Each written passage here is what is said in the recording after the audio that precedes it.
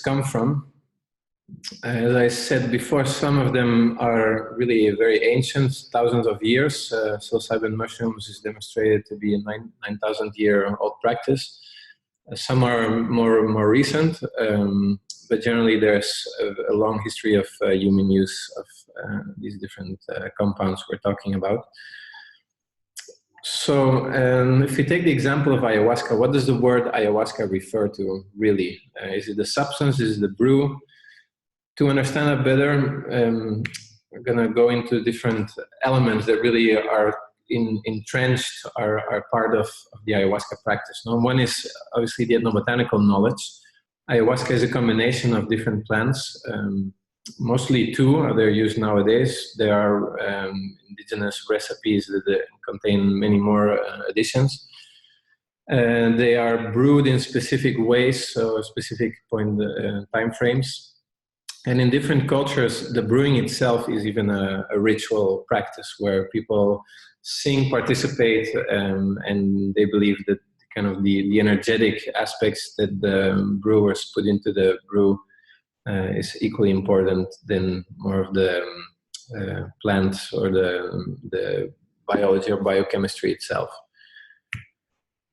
Also, there's this concept of plant teachers, or in Spanish, they talk about plantas maestras, so plants that teach humans when there's a relationship established between the person and the plant. There is something called plant dietas, diets, shamanic diets that are done in the Amazon very much, where people ingest a specific plant during a certain time in isolation. And the idea is that there's personal processing done, so there's a healing process, but also the plant becomes an ally, spiritual ally of that person that he can use, or he or she can use in daily life from then on. So it's very much traditionally about the relationship, the symbiotic relationship between the plants and the humans, not just on a physiological level, but also at a spiritual or energetic frame. Obviously, the role in indigenous communities, these plants also involves healing, healing of the individual, which is not particularly understood as other traditional medicine systems like Chinese medicine. But it also involves kind of the spirit realms and it's more holistic in a way. The shaman doesn't only have that role, so it's sometimes said that shamanism is a medical doctor of the traditional communities. Their role is way broader than just healing. No? It's all about the survival of the community. It's very much community-oriented practice. And these plants, therefore, are also totally integrated in ritual systems that differ in different tribes and different countries and with different plants. But the ritual is very, very important as a safety container for the use of these plants. No? And it's very much, again, a community ritual setting. Also, the social organization is very much involves these ceremonial practices. One of the healers that we brought to the United Nations from the Putumayo region in Colombia stated that for them, kind of the ceremony, the ayahuasca or yahe ceremonies, as they call it, have been vital and are vital for the survival of the community, because decision-making processes are done within those frameworks. And they protect the community from both internal threats as well as external threats of violence. Some of those obviously live in very, very challenging environments where there's armed conflict, where mining companies or oil companies want to come in their indigenous territories.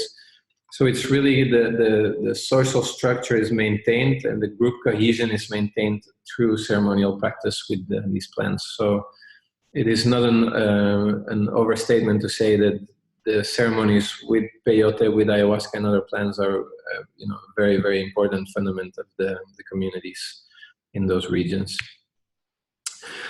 Then there's artistic expression that comes out of the experiences that people have in those ceremonies. This is a shipibo cloth where the kind of the visions are painted and knitted in those cloths.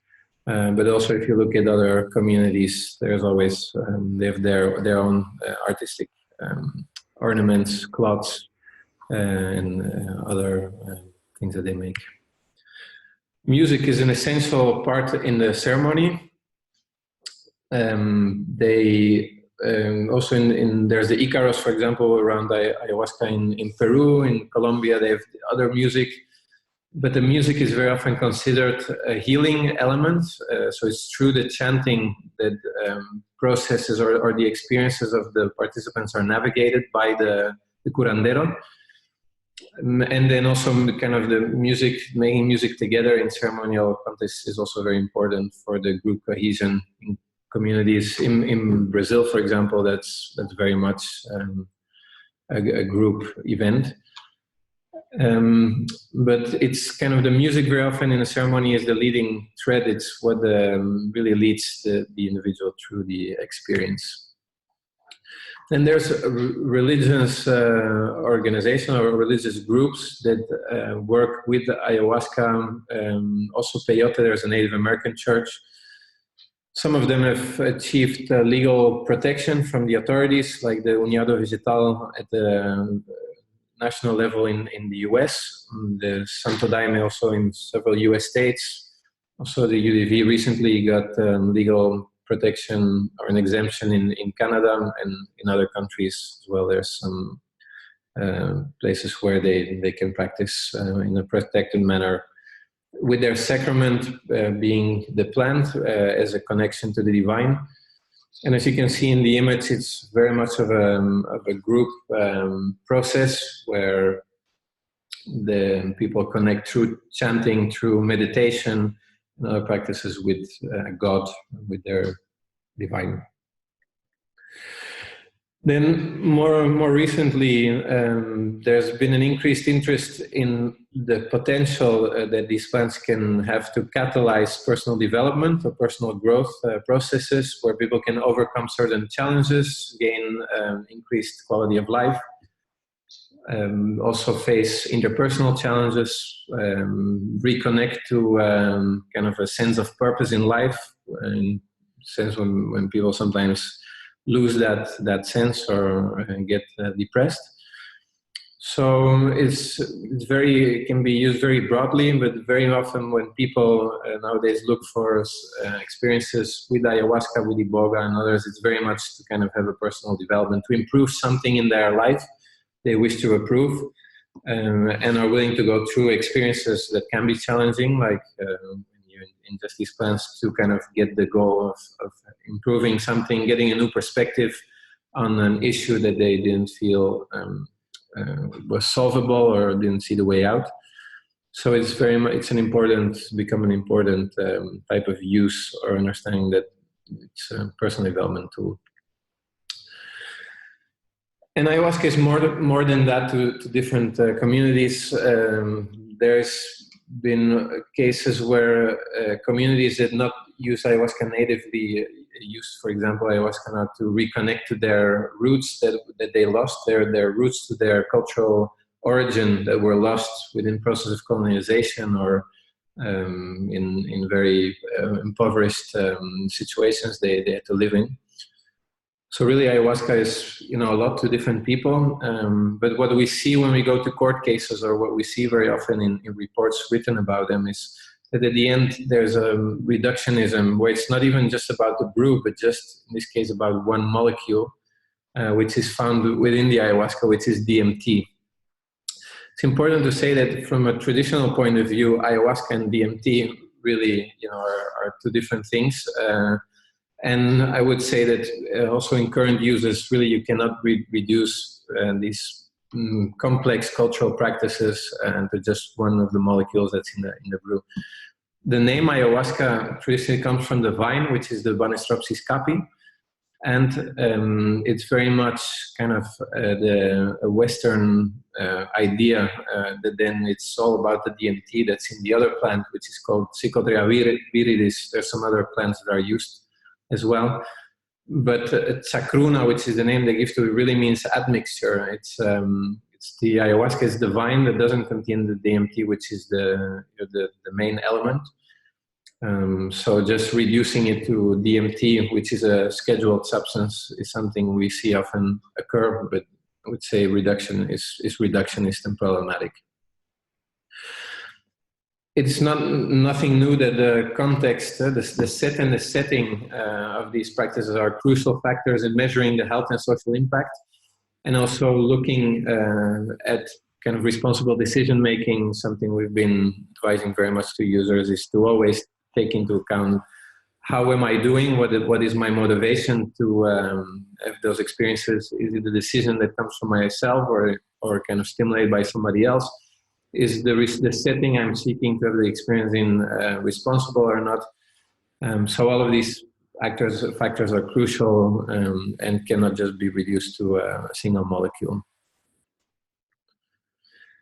And then lastly, in this section, this introductory section, I want to show a little video which is about the Bwiti initiation, which is from Gabon, Cameroon, where Iboga is used originally. We kind of know more Ibogaine, which is one of the active principles in the Iboga root, which became more popular or known in the 60s and later on in the treatment of drug dependency. Later on, we will go more into the different ancient psychoactive substances, where they come from and kind of what type of use they have. But just to show here how there's these practices are totally integrated in the social structure. This is a women's initiation, which only occurs when women kind of need healing because they are disintegrated of the community, they are ill. And illness is considered also from a broader spectrum, which is a very important spiritual component. Young boys, when they get to the adult age, are also initiated to become men. And so the whole community basically participates in this. As you can see here, she's prepared, ritually washed by a group of core women. It's a process of about 5 days that this goes on in different ceremonies. They sleep obviously in the meantime.